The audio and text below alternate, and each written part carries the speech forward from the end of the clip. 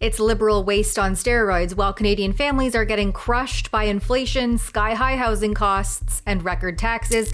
The Liberals under now Prime Minister Mark Carney are handing out millions in bonuses to staff and senior executives for a train that doesn't even exist yet.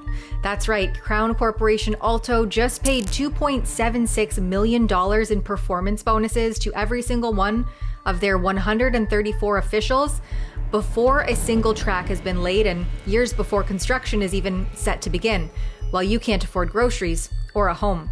Let's dig in. You're going to have like Century Family Farms cut in half. Each one of those crossings will cost millions, if not tens of millions of dollars. Concerns? Yeah, the whole thing.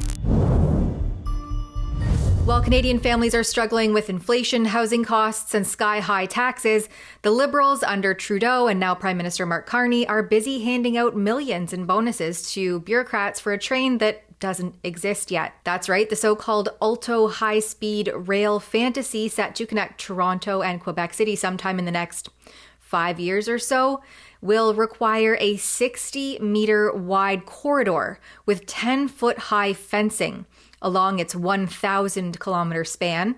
And even though no tracks have been laid and construction isn't even slated to begin until 2029, there have already been plenty of taxpayer-funded payouts. A new order paper question response from the Minister of Transport shows jaw-dropping numbers.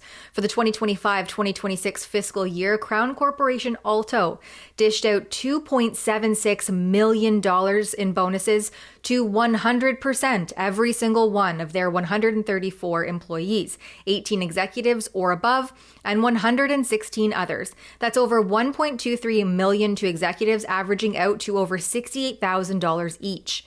Another $1.53 million to staff. For what? Meetings, consultations, photo ops, perhaps the all expenses paid public consultation open houses that spanned Quebec and southeastern Ontario from January to March of this year. These bonuses are part of the massive amount of cash already poured into what I've been calling a doomed to fail project at don'tgetrailroaded.ca. See, the Liberals under, as I mentioned, then Prime Minister Justin Trudeau announced a so-called investment in the co-development phase of this electric rail project to the tune of $3.9 billion over 6 years, starting in 2024-2025, plus the almost $373 million put into it from budget 2024. That's billions committed before a single passenger ever boards this thing. The total projected cost is anywhere from $60 to $90 billion. Your money, and now we see translating over to their bonuses. Don't forget to like, share, and subscribe to our channel to get more eyes on reports just like this one. And while you're at it, head on over to don'tgetrailroaded.ca to sign our petition and check out more reports on this file. That's don'tgetrailroaded.ca. You've seen me out there at these Alto open houses in Peterborough and Madoc talking to concerned landowners and opposition politicians. Hundreds of angry farmers and landowners are showing up, speaking out against the expropriation of their privately owned land, all set to be ripped up by this behemoth, destroying livelihoods and dreams in the process. We have a business actually on the north shore of Rice Lake, right in the dead center of the path that they're studying. So it's generational, it's livelihoods of people. It's a tourist-based business, and there's a lot like us. My concerns are what happens to our roadways. They're going to bisect our roads. We have dead-end roads. How are ambulances, fire, police, how are they going to get to us? What costs are we now going to bear to reroute school buses, garbage, recycling? There's multiple resorts on Rice Lake that are just like us, that are in the path, and our neighbors as well. There's beautiful farmland across the road from us, and that could all potentially be affected as well. And that's all the food we eat and the milk we drink, and it's huge impact. What happens to my well when they start hammering on concrete, that kind of stuff? Never mind the fact, like this afternoon, I had the privilege of listening to trumpeter swans in my backyard on the water. And what happens to them? What problem are we solving? So what's the issue? What's the big solution? And is this worth it? As far as I'm all for infrastructure. The idea of it is fantastic, but the implementation makes no sense to me. Based on conversations I've had with realtors, my property value will go down about 50%. You have a train running through a tourist-based business. It's not going to be successful. I had to get a permit from Orca to put in a dock, but they're going to basically completely restructure the Trent River system. Flooding, costs, canals, Like, I just don't see them being able to pull this off. You're going to have like Century Family Farms cut in half. How do you even access part of your property? I spend the money we don't got. And why do we need it? We already got Via Rail. I think their calculations are completely wrong. I think we're being ramroded and railroaded and ramrodded, or however you want to say that. Railroaded, yeah. It's a done deal. You can tell. So you think that what they're doing here is all just kind of for show and it doesn't so much matter? Exactly. Some of the calculations that they were telling us just doesn't make any sense. It's based on a 30% population growth, but according to the Parliamentary Budget Office, it's going to be flat and down 6%. So who's flipping the bill for this? Across the board, those most affected by this liberal land grab left these events feeling entirely railroaded with no recourse. That land acquisition phase would begin almost immediately. Yeah, and the other concern, right, is C-15 and the lack of any recourse. If there is expropriation, as I understand, it's a 30-day notice and that's it. So we don't know details about that as well. I don't know if that's the full story. And Conservative MP Philip Lawrence has been on the ground with these communities, calling out the lack of transparency and the ballooning costs. Opposition leader Pierre Poilievre has been clear. This is a waste of taxpayer dollars when we can't even fix existing Via Rail or roads and bridges. The Carney Liberals are forcing every family in Canada to spend 8,000 tax dollars on a project that 2/3 say they will never use. Why force a vanity bullet train on people who don't want it and honestly can't afford it? For a project that is not fully well baked, fully well thought out, I think should be a little bit chilling to all of us.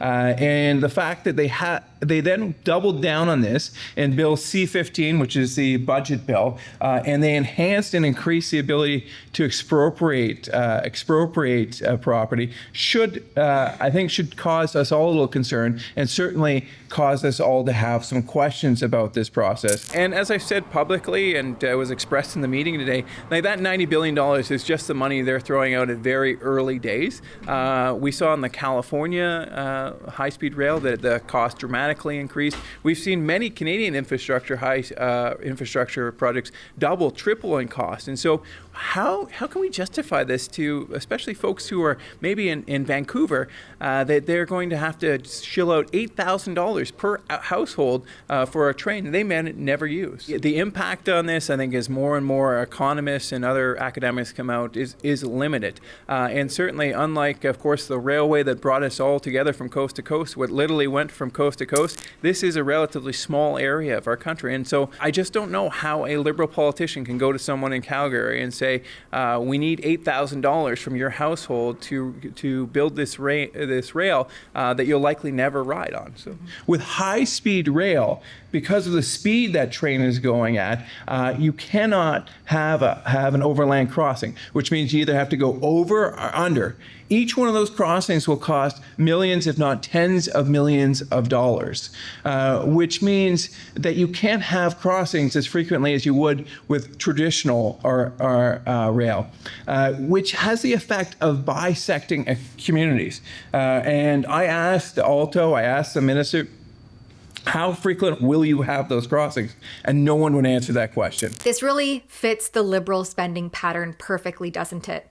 Trudeau started it, and Carney's doubling down. Billions flushed out on consultants, studies, and now executive bonuses, while the project is still basically just imaginary. Here's the thing about what is happening. Rural Canadians are basically footing the bill and dealing with all of the disruption that comes along with it. They're living in this constant state of uncertainty, not knowing if their land is going to be taken or if they can even move forward with any home or land development projects or plans. concerns? Yeah. The whole thing. Yeah, we would really like to see this scrapped. This is a devastating project for Ontario. It's going to be a massive fence that will just culturally affect everything, societally and economically, as people can no longer cross, have community with each other anymore. So my family owns a bunch of land in Queensborough, and hopefully kind of like avoids that settlement and all the other little settlements in the area. About a month and a half ago, I'm walking out to tend to the cows, and I'm looking up the power line with deer. I'm looking for deer to cross, and then it just hit me. I'm like, oh my God. It's going to be right here. They're going to have a 60-meter corridor, but we're going to have 10 kilometers of range where anything within that area from their 60-meter corridor is going to be put that could be potentially expropriated. Do you have land that will be part of the expropriation? Yeah. Yeah. Yes, we are. We farm like 5 kilometers that direction. It won't affect necessarily my core chunk of the farm, but it's definitely going to affect, it could possibly affect some of the supporting acres that my farm uses, and it could also halt infrastructure projects. The concern right now is that area is so large, and there's such a large amount of people that will be affected until they say, okay, no, we're going to this section. Right, so it kind of keeps people in limbo for however many years. Yeah, like I said, would you buy a house in that area right now? And in the meantime, I guess your property is just kind of at a standstill. You can't do much with it. What do you want to do with it? It's not like you do any improvements. You don't even know if you're going to own it in a year. So, Yeah. But yet they're still doing building permits. People are still trying to build on land that they've bought that are probably in those areas. If anybody needs to sell in now who lives in the blue zone or purple zone on their map, who wants to buy that right now? What about the people that right now have been living there for 40 years and they're ready to sell so they can go into a home or something? Or somebody that's barely paying the mortgage, they got to sell out to get out from underneath the mortgage, can't sell. There's also concerns about concessions that'll be cut off by this. If a farmer wants to build a new barn or a homeowner wants to start an addition, a shed, or a new garage, yeah, they are stuck in limbo. Meanwhile, the urban crowd gets to show up for the ribbon cutting somewhere down the line. And let's be real about what this actually is. A public-private partnership with some major players involved, such as Atkins Realis, which is just scandal-clad SNC-Lavalin rebranded. So when you really break it down, the insiders are basically winning no matter what happens. Taxpayers aren't a piggy bank for high-speed fantasies and performance bonuses for non-performance. For Rebel News, I'm Tamara Ugolini.